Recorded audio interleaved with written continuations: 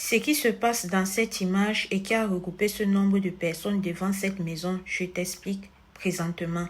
Il s'agit d'un chauffeur béninois qui vivait au Gabon. Il est parti pour louer une maison. Arrivé dans cette maison-là, il a commencé à vivre des événements surnaturels, des événements qui venaient d'un autre monde.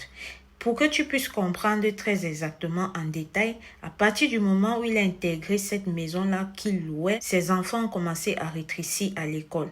Sa femme est tombée dans une maladie mystérieuse qu'on n'arrivait pas à expliquer et lui-même ses activités de taximan du jour au lendemain a commencé à chuter. Tellement chuté que ses enfants, ils ne parvenaient plus à payer leur scolarité. On les a retirés de l'école. Sa femme même, il n'avait pas de quoi est-ce qu'il devait gérer ses médicaments. Sa situation ne faisait que s'empirer de jour en jour. Après plusieurs mois passés dans cette maison-là, il ne comprenait pas ce qui se passait.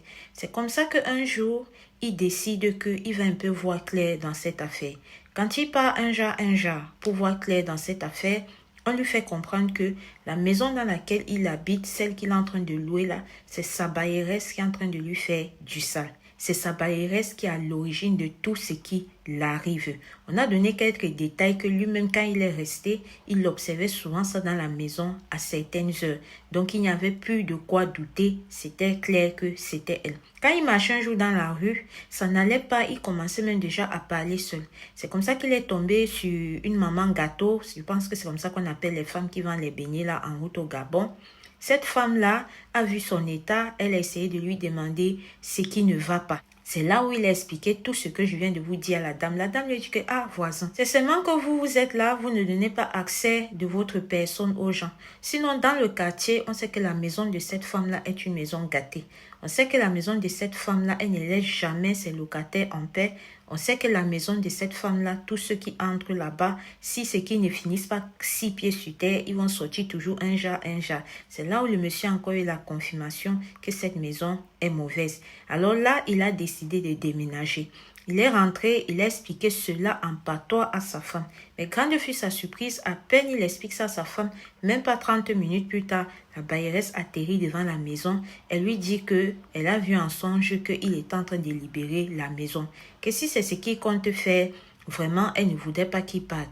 Qu'elle est même prête à baisser le loyer, mais qu'il ne faudrait pas qu'ils partent, qu'ils sont tellement de bons locataires, elle ne veut pas le perdre. C'est là où encore le monsieur a seulement dit dans sa tête que, donc tu m'as bien vu comme ça avec ma famille et mes enfants jusqu'à tu viens supplier qu'on ne parte pas. Il a dit cache à la bailleresse que je sais qui tu es et sache que si un de mes enfants ou ma femme décède, je sais comment je vais m'occuper de toi. C'est comme ça que la dame a commencé à s'affoler. Elle a quitté la maison, elle est partie. Quelques jours plus tard, il a déménagé. Quand il était en route en train de marcher, il est tombé encore sur une autre voisine qui lui a dit que on t'a pu vu et tout, mais on est vraiment content que tu as compris de quoi est-ce qu'il s'agissait. C'est là où la voisine lui dit que mais tu as même pris trop le temps.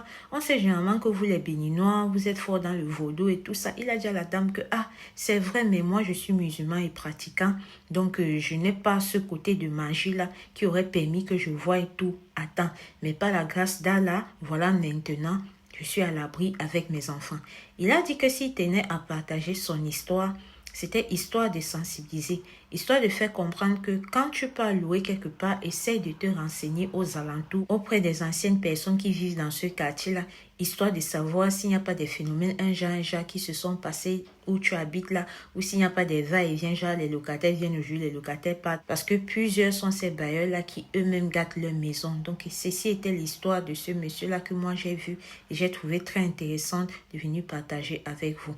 N'hésite pas à t'abonner pour me soutenir, commenter, partager, liker, cela m'aide énormément et ça ne mange pas de pain.